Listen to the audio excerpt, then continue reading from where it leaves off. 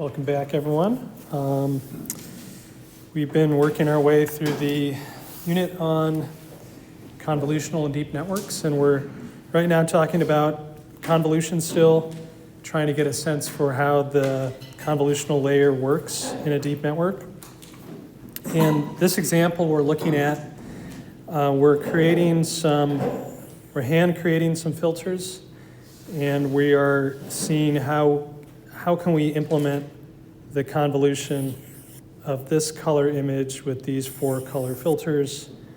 And this is just for understanding, like in a real deep network, you don't design any kernels explicitly, you learn them through backpropagation. So this is really just an example to play with the code to try to understand what it means when we're doing a convolutional layer in a deep network. Okay, so as we talked about last time, the intuition is that if you slide this little red kernel around the image and create a heat map, it should pick up which pixels in the image have more red and which have less red. And we saw some examples of that here, like when you convolve the image with this, you get this heat map here, which tells you that this region of the image has most of the red and so on.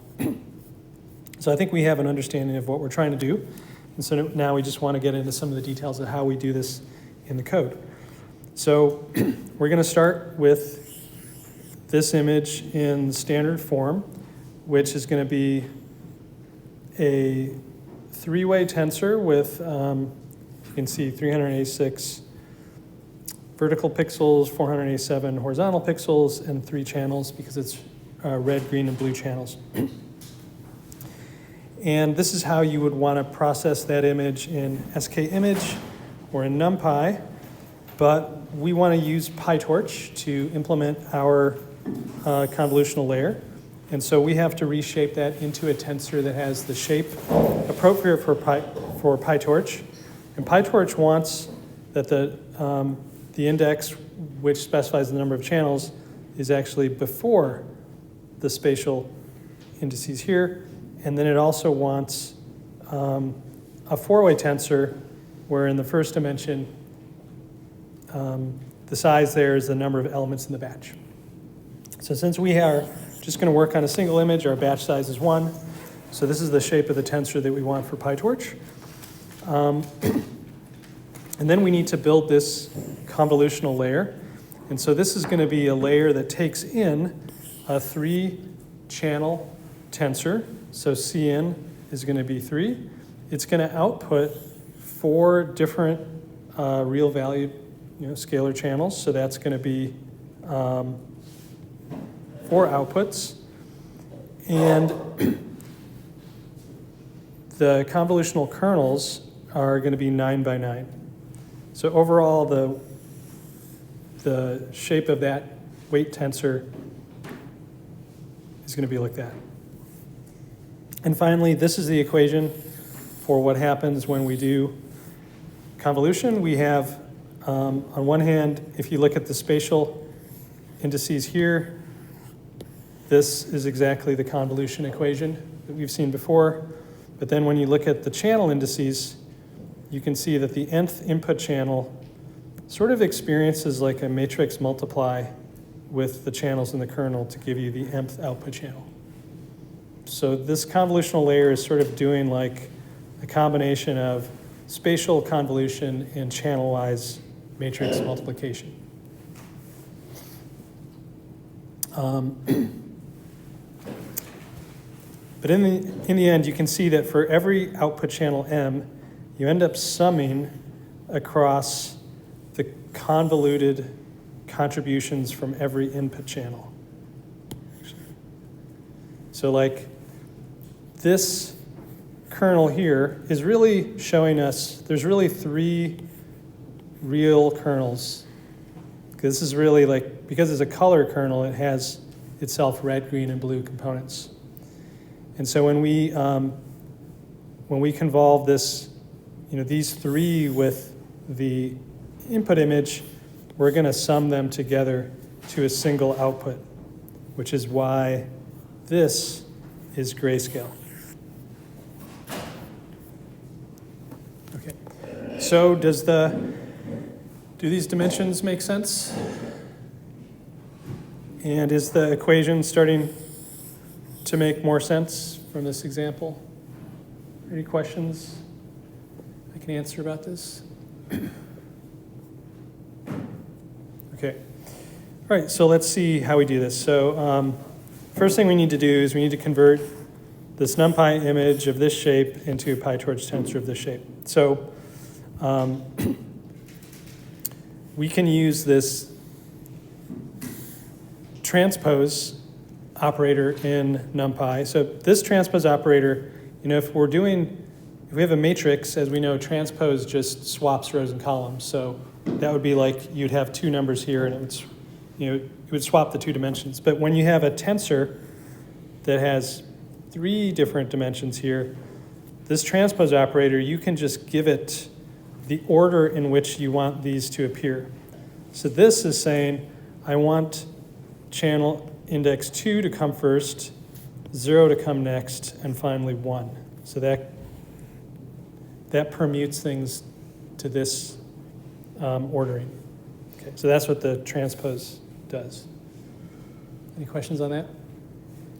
Okay, next, we actually want to bring this from a three-way tensor up to a four-way tensor where the number of images in our batch is 1. So for that, we just do this reshape operation where we explicitly give it the batch shape, which would be like this, basically that tuple of 4 numbers. Okay, so once we do that, this x has the right, it's a four-way tensor with the right ordering, and then we convert it to a torch.tensor. So we can directly work with it in PyTorch. Okay, everybody good with this part? Okay, so then we have to work on our convolutional layer. So we initialize it or instantiate it using this command, but here we have to tell it how many input channels, how many output channels, and what the kernel size is. So we know from the previous page we want 3 input channels, 4 output channels, and a 9x9 kernel. So we do that, and what this command is going to do is it's going to make this model, and it's going to initialize some weights and biases randomly. And we'll talk a little bit more about that random initialization later, but that's essentially what it does. And so if you printed out the values in W and B, they would be some random numbers.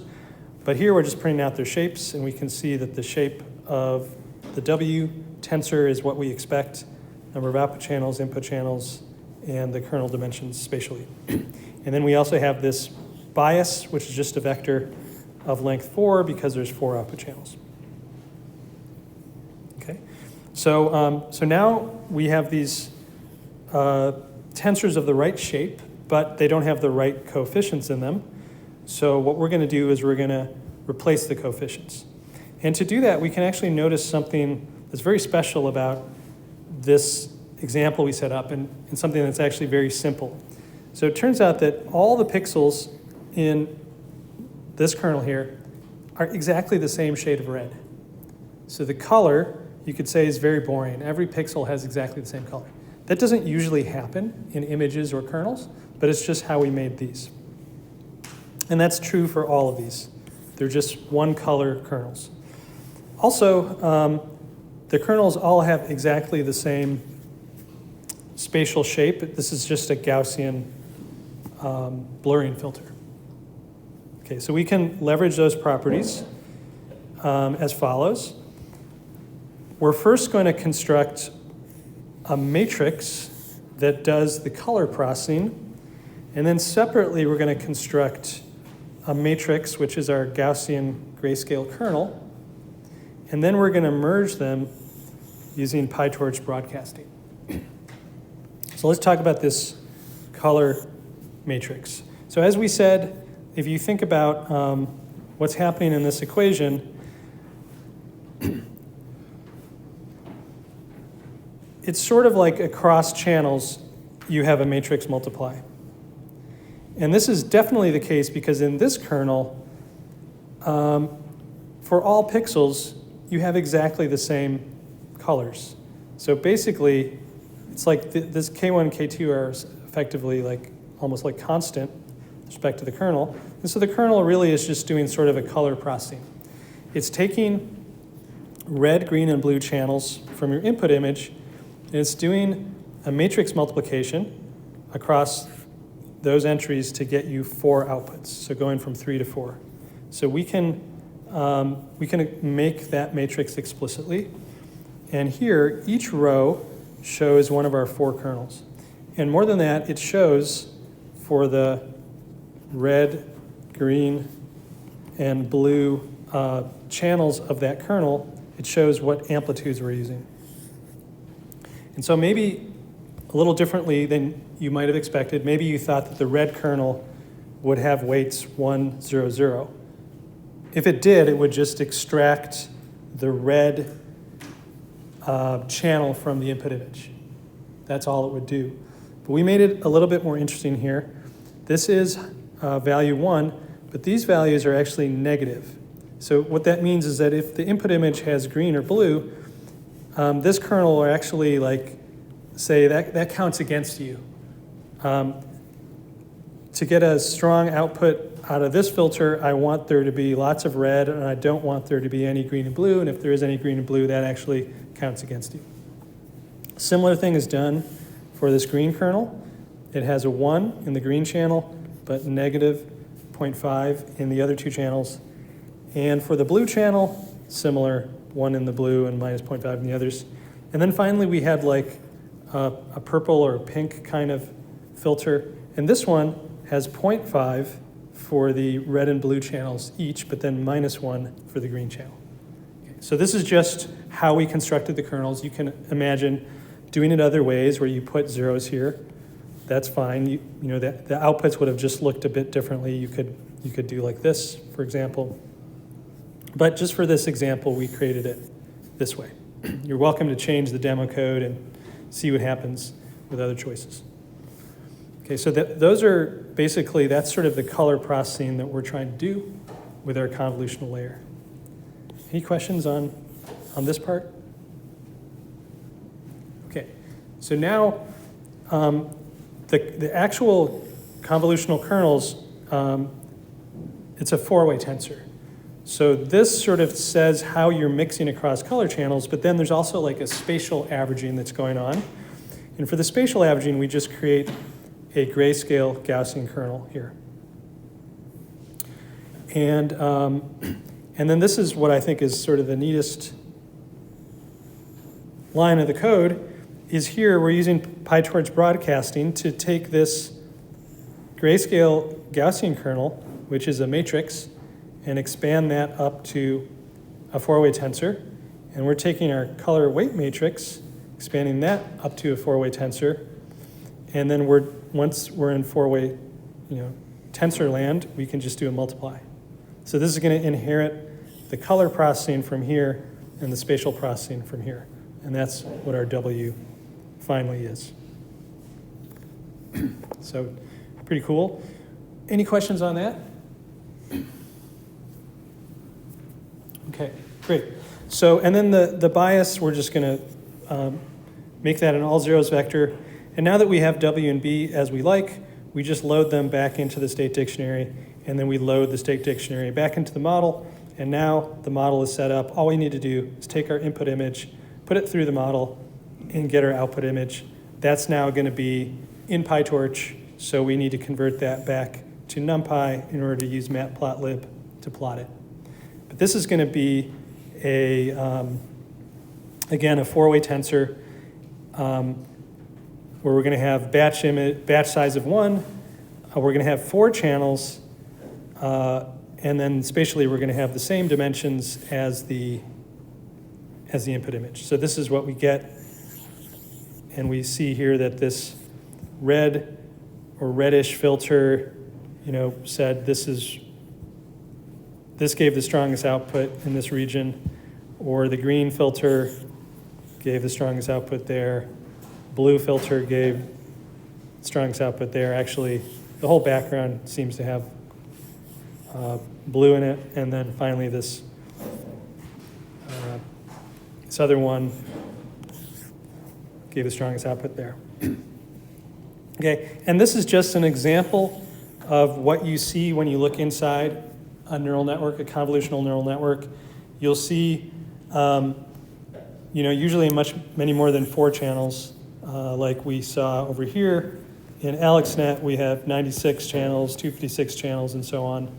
And this is just a simple example that we created just for our understanding of the sort of what we call feature maps that you see when you look inside a neural network and you look at like the intermediate tensors that are flowing through that network. Okay, any question on this example? Is it making sense? Okay, so let's come back to AlexNet and let's look at what actually was learned in that first layer. So the first layer again takes 224 by 224 color image, 3 channels, and it produces 96 different channels at the output of that first layer. It does it with convolution with 11 by 11 kernels. So if you are counting real valued kernels learned, there'd be 3 times 96. And so I could have plotted, on the order of 300 different little kernels for visualization, but because we humans can understand 3 colors, I was able to actually, for every output channel, I was able to merge the 3 different real valued kernels that contributed that into a color image and then plot it as color. And these are the learned kernels. And so you can see there are 96 of these. Each one of them corresponds to one of the channels here. And they're all color. Some of them, the color is not evident, which means that the red, green, and blue channels would have equal amplitude, but they're all there. And what you see is actually very interesting. So a lot of these shapes are essentially doing some sort of edge detection, where it's looking for maybe like a line in the image that is at that particular angle. And when you slide this kernel around and it sits on top of that line, it's going to give a strong output. And then some of these are looking for maybe 2 parallel lines. So there's a lot that look like that. There's some that have this checkerboard shape, which is looking for some sort of texture. And then there's some that are explicitly doing color detection. Like these ones look a lot like the ones that we just programmed from scratch, where they're just sort of Gaussian blur filters of a particular color. And so it's sort of detecting that color. Other ones of them are looking for, as you can see, like 2 different colors stacked vertically, or 2 different colors stacked horizontally or diagonally. And then some of them are looking for little blobs in the middle. They're just sort of looking for like little isolated features rather than lines. So what you see here is pretty interesting. And as I mentioned before, people that study the human visual cortex have done experiments where they show subjects different visual patterns, and then they put little electrodes on the neurons in the first layer of the V1 layer of the brain, and they see that those neurons respond to patterns very similar to these. So this is really what's also happening in the human brain, at least in that first layer, is your neurons are picking up on very simple patterns that are building blocks that the later neurons will combine to get more interesting shapes. Okay, so that's what we have learned. And again, the learning is all done according to the final loss that you select. So in this case, I believe it was cross-entropy loss, or with 1,000 layers, 1,000 classes. And so it's interesting that these are the kernels that are most useful for discriminating between all those different classes. Yes? For some of those gradients, they're not centered in the area. Does that really make a difference because it's scanning across the entire image, or is there a specific reason for that? Well, I mean, these are not hand designed, so like, this is just what was learned. So it's interesting. Yeah, it's interesting to look at this and notice that, that, I would say most things are pretty centered. Yeah, some of them are a little bit like off center. I don't really know.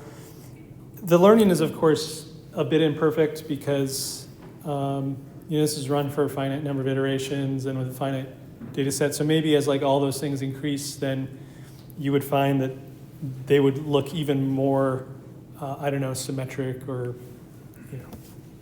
who knows. But this is what you get, at least what they learned back in 2012. Okay, any other questions? Okay, and then the other thing that's happening in this first layer is you can see we're going from 224 by 224 down to 55 by 55, and that is accomplished by doing subsampling with a stride of 4. So, as we reduce the spatial dimensions, we have grown the channel dimensions. And overall, the total number of elements in this tensor is going to be greater than this. Okay. All right, any questions on AlexNet here? Okay, so that concludes our discussion of convolution. So we're going to switch over to considerations when you train the CNNs, and we'll learn, we'll first learn about backpropagation and then a few tricks like batch norm, dropout, and so on, that are really important to train these networks.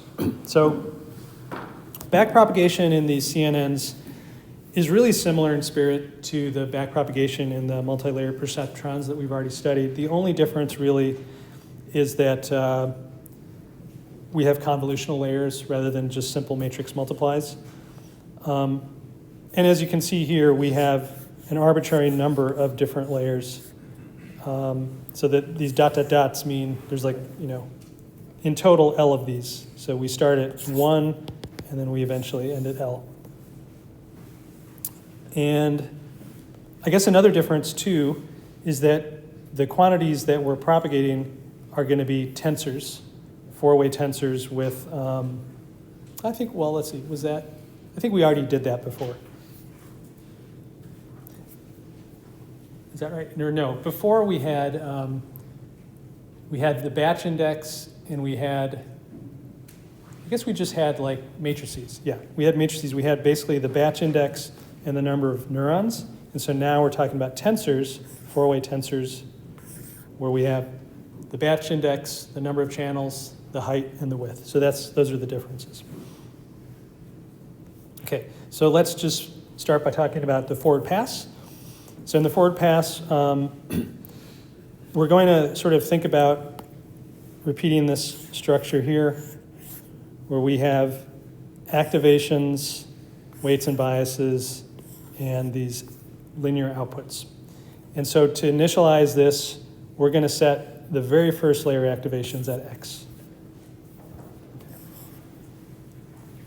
And then we're going to go through recursively, starting at layer 1, then layer 2, all the way up to the last layer L, and we're going to do several operations.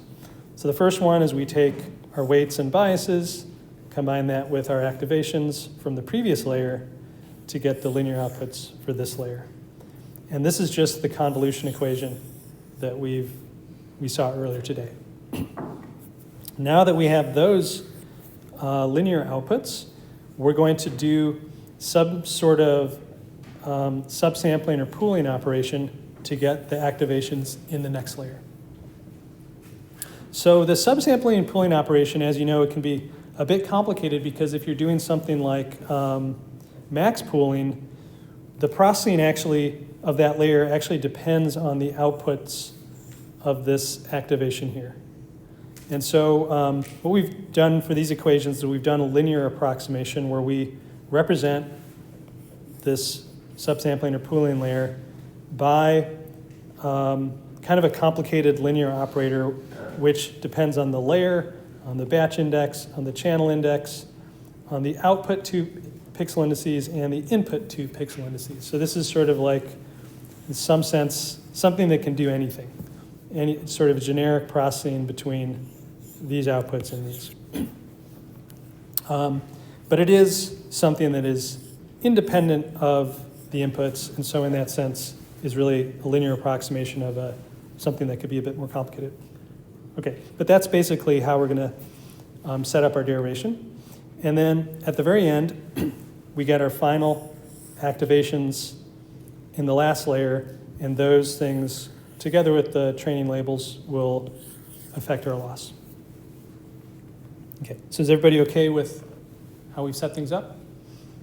Okay, so basically we're going to have to sort of come back to these equations to understand how to do the back propagation, or the backward pass.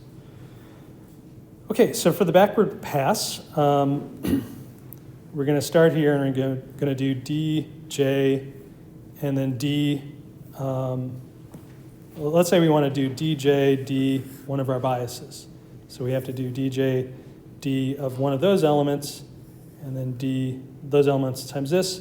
But there, of course, can be, many of the elements in there can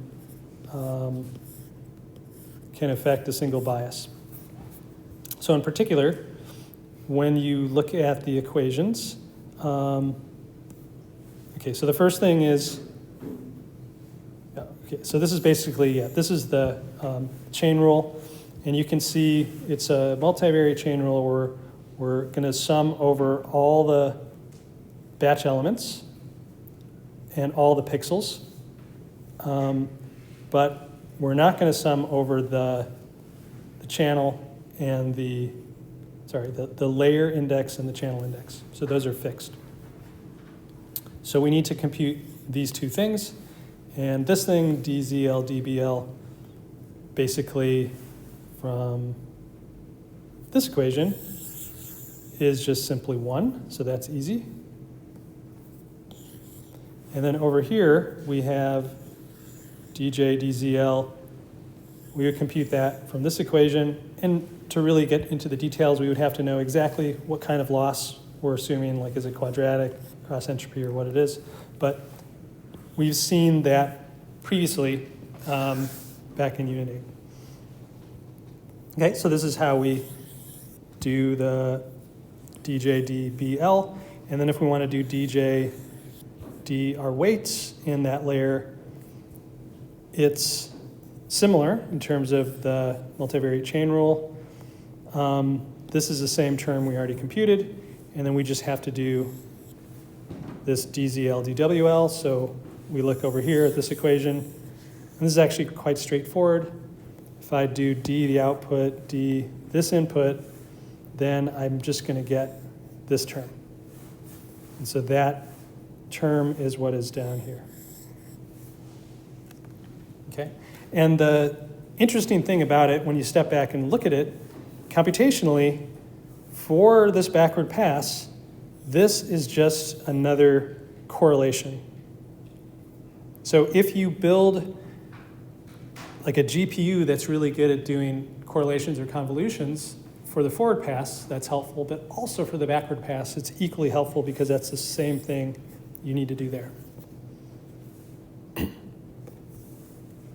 Okay, so that is the first stage where we do DJ, these things. Any questions on that? Okay. Just a lot of details. I don't think there's all that much new since the MLP derivation, but just, a little bit more complicated tensors and bigger sums. Okay, and then we have to do this next. And so for that, we again have the same expression from above, but now we have to do DZL, DA, L minus 1. And that actually is a little trickier. So if you look at this equation, this is the equation we want to use. We're given this, but we're not given something that looks like this. Instead, we're given something that sort of looks like a fixed number, maybe L1 there, and another fixed number, L2 there. let's look at it again. Okay, I think I called it K1 prime and K2 prime. Let me write it that way here.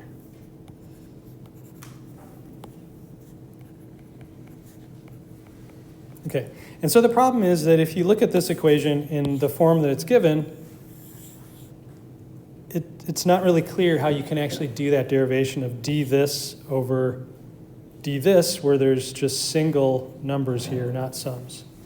And so what you need to do, it's not too complicated, you just need to rewrite this right side with a variable substitution where you define K1 as that quantity and K1 prime as that quantity, K2 prime as that quantity. And then, based on that, you replace the original K1 with K1 prime minus J1, and then K2 you replace with K2 prime minus J2. And then you change K1 to K1 prime. Let me scratch out the whole thing because actually the limits change, but basically this becomes K1 prime, this becomes K2 prime. But once you have it written in that way, then, I should write it like this. So then the derivation is straightforward, the derivative is straightforward, and this is what you get. You get this derivative here, and you can notice the minus signs, which are exactly these ones from over here. Okay, so there's a problem on the homework for this unit, and yeah. Usually when students are doing that, then they come back and say, wait, what's going on? So I'm explaining it here, but might need to explain it again sometime. So basically, that's how this expression comes from this variable substitution. Let me highlight those. Okay. Any questions on that? Okay. A lot of details. It might be the sort of thing you need to look at on your own time. And again, the key point here is that this is very similar to this operation. We've basically changed a plus 2 minus, which is sort of like equivalent to flipping this. So in terms of the processing architecture, if you have a GPU that can do this really well, then it can also do this well. And the very last thing is finally this. So we've computed this above. Now we need to do the second step, dA dz. And so this dA dz here, it's pretty straightforward. It's just coming from this equation, and it's basically just this falls out of it when you take the derivative of this with respect to that. So again, in spirit, very similar to MLPs, but just the details differ.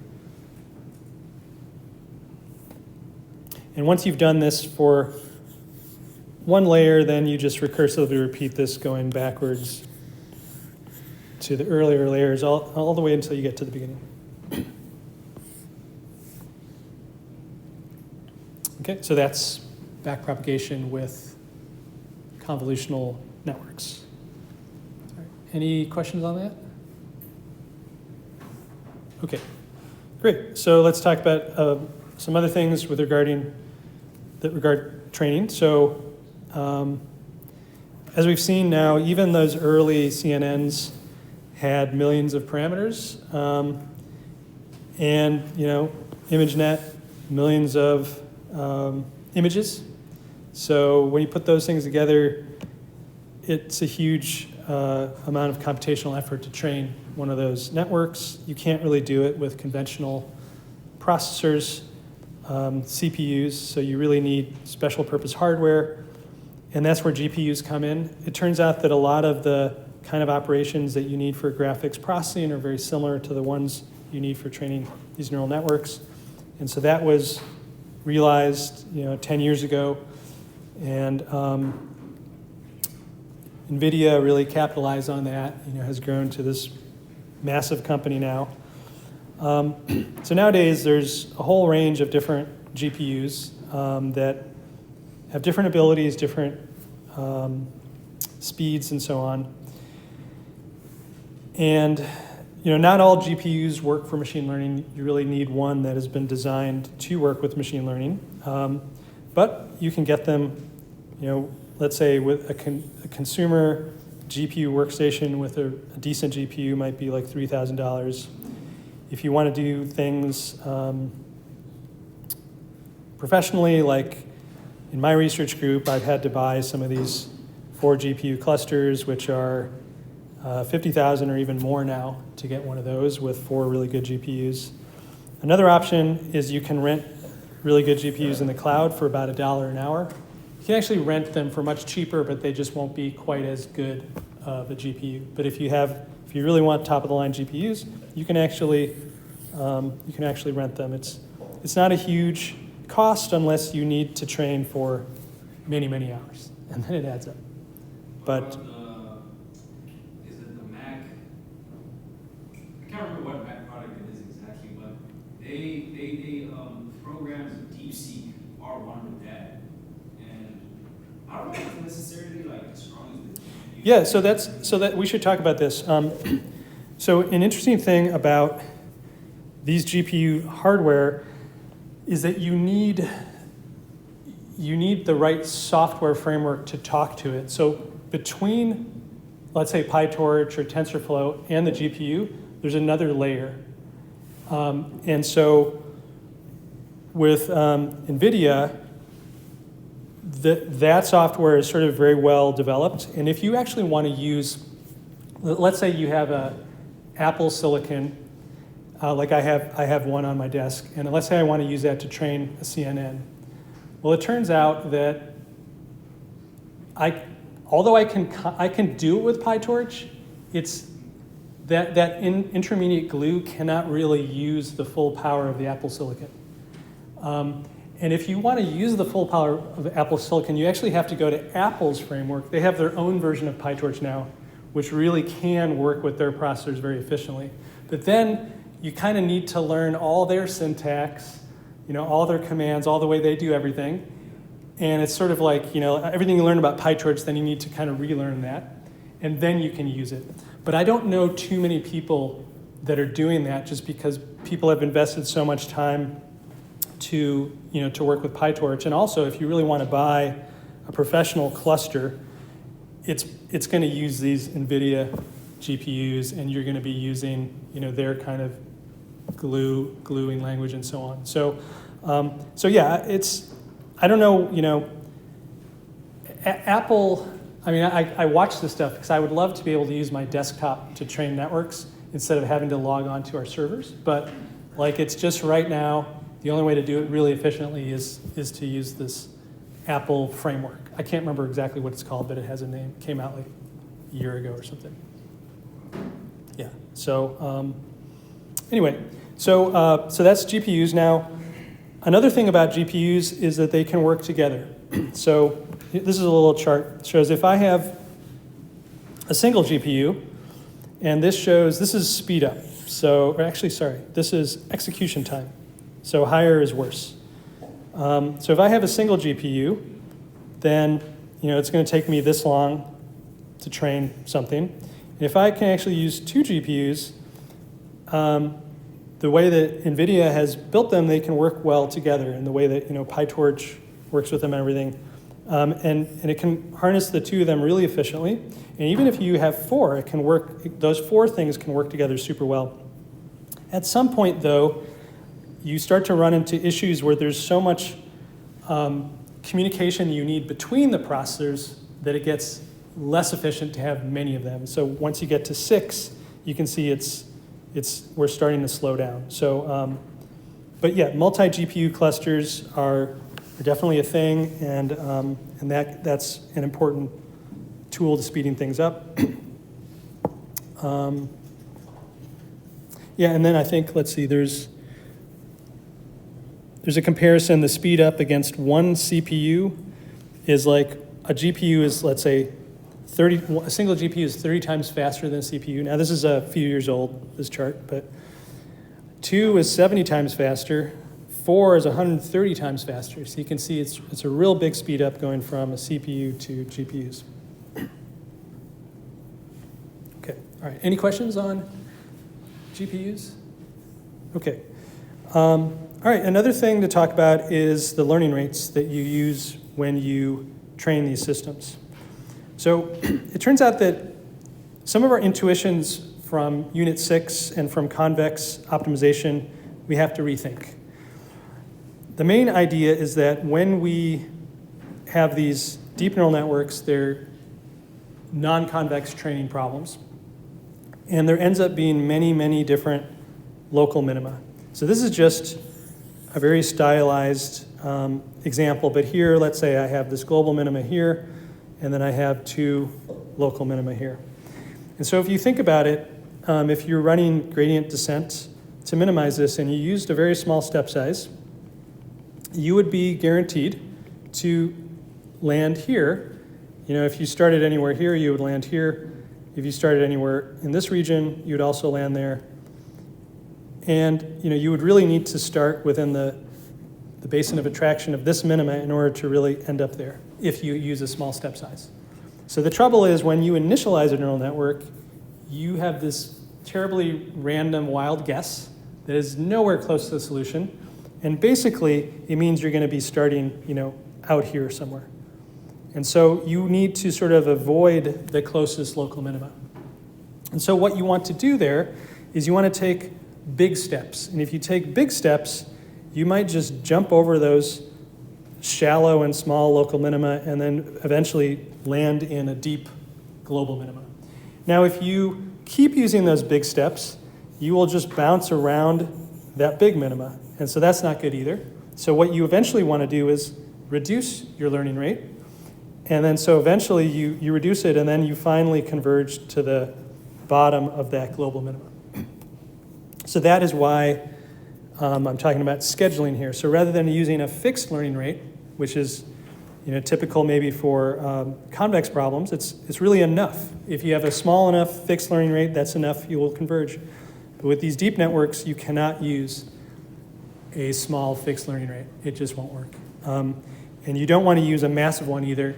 The best thing to do is to, for example, maybe you start with a large learning rate and then you gradually decrease it. So that's the idea behind a scheduled learning rate. There's other tricks that these algorithms use to escape the bad local minima, such as momentum. Momentum is a trick where, as you're doing gradient descent, if you're moving in this direction, even though you may have reached this minima and the gradient says stop, you actually have momentum from previous gradients that will keep you pushing left. So that's a trick that's used in ADAM and many of the other algorithms. So, any questions so far about schedules? Yes. Is it similar to Armijo that we learned about? So, no. So Armijo is really set up for convex problems where you want to increase your learning rate, but always so that you're guaranteed to end up in this local minima here, because it's sort of, if you remember, like it comes up with a learning rate that sort of guarantees that you are, within this certain region. So it's focused on that. And if you use it for deep learning, yeah, you'll just converge to the closest bad local minimum. So it's not going to be helpful. Any other questions so far? Okay, so in terms of schedules, there's many available to use in PyTorch. Multiplicative, exponential, stepwise, cosine, so on.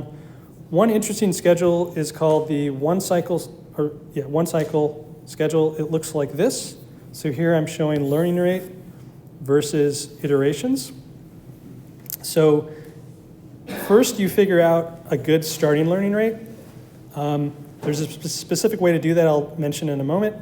Once you have your initial learning rate, what you do is you linearly increase this up to, in this case, 10 times as big. And then once, that's about in the middle, and then you decrease it back to your initial value, And then at the end, you gradually take it, so that's very, very small. So this last part is where you're really trying to settle in this global minimum you found. And this whole middle part is really you're trying to explore all the possibilities and hopefully land in the widest local minima. And then once you're there, you gradually dial down your learning rate and eventually make it really small. So that's the idea behind this one cycle thing. And then there's this learning rate range test, which is how you figure out that first learning rate.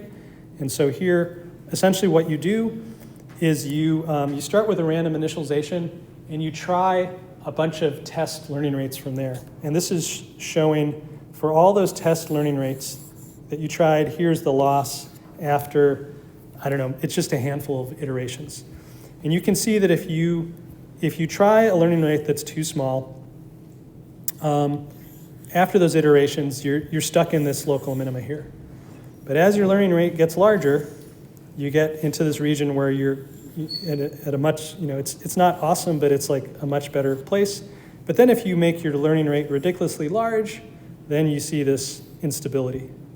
So this whole like learning rate range test sort of figures out that you want to be like in this range here, and that is where you start this down here. Okay, so this is just one technique of many out there, and just playing with it in some of the demos, I find that this works really well. Like if you just try a fixed learning rate versus this, like this will converge in maybe 1/10 of the time.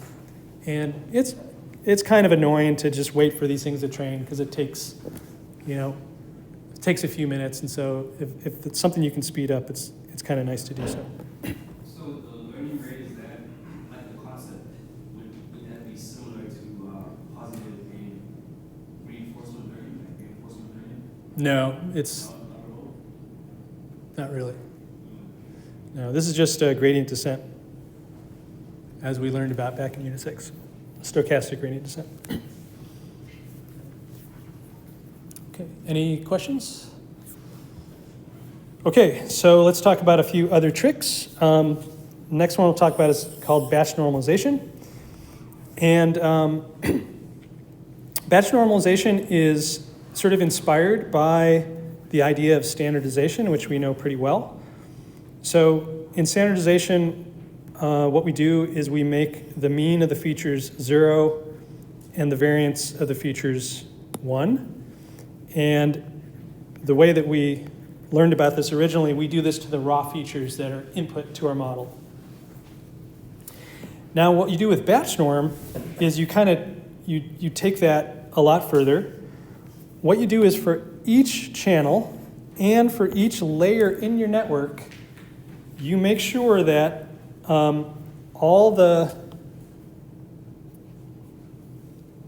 these are the activate. Let's see. So these are the activations, or sorry, the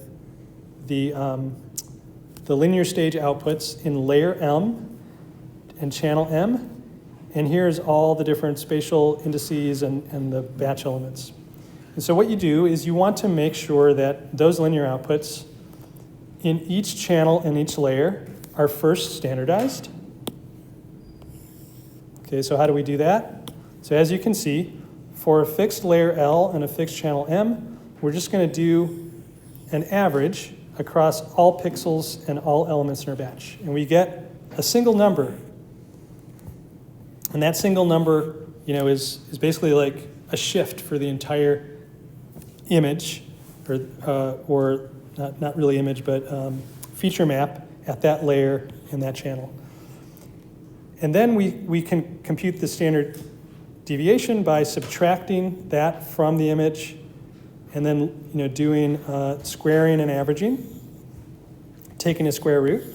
So that's the sample standard deviation. Now there's one other little thing where we add in a very small number epsilon to make sure that this doesn't go exactly to 0, because for standardization we're going to divide by that sample standard deviation. So if this guy goes to 0 or very close to 0, that's bad because this thing will blow up. So that's what this epsilon is there for. It's meant to guarantee the lowest possible value this can take. Okay, so if you do the sample mean and sample standard deviation, this is exactly what it would mean to standardize that layer and that channel, right? Now there's one extra thing that it does. It says, okay, maybe zero mean and unit variance is actually not optimal. So let me also try to learn a scaling and a shift that will essentially make the mean and variance of these entries maybe even better than standardization for the purpose of optimizing my loss. And so that's really the last step of batch norm, is basically for every channel and every layer you do this standardization, but then you also learn a possibly better scaling and shifting or mean and variance. So that's the idea. Is that sort of making sense, what we're doing? So this is something you do during training. And so as you see these training batches, you basically you do this normalization. And you kind of learn some long-term averages of these quantities. But when you actually use your network for inference, you don't do this sort of normalization. You just sort of, you kind of use the long-term averages as fixed numbers. So it's a bit of a detail, but okay. So let's see the effect of this. So this is a nice experiment from the original paper. And what we have here is we have accuracy and we have training iterations going up to 30 million. And this is the original network inception. We'll talk about this network later. But you can see how it's probably, this is probably the test accuracy. You can see how the test accuracy is going up with the training iterations, and you can see that this is the highest value achieved at 30 million iterations. Now we take that same network and we train it with batch norm, but using the same learning rate and everything, and we get this red dashed line, and it's a bit of an optical illusion, but actually all the diamonds are at the same height, so they're exactly the same test accuracy. So what you see is that when you add batch norm without changing anything else, you can get the same performance in less than half the iterations. But if you train a little bit longer, you can even get slightly better performance than this. Okay? It gets even more interesting if you say, well, let me also increase my learning rate by a factor of 5. So now I not only do things, so things speed up dramatically, right? So now it's like, I don't know, like a 10x speed up. What if you increase the learning rate by a factor of 30? Then you get this blue solid line where actually the test accuracy gets considerably better than the original network. So not only is it training faster, but the accuracy is also better. And then there's one final sort of interesting experiment they did is they said, let's take out the ReLUs, which we usually think we need those for a vanishing gradient, and let's actually replace them with sigmoids, which shouldn't even work at all. But with batch norm, the sigmoids don't work great, but they actually work. So batch norm also helps with the vanishing gradient effect. So it does all this cool stuff, and it's very useful to train your models. Okay, any questions on batch norm? Okay, great. So we'll talk about dropout and data augmentation next, but we can save that until Friday. See you guys then.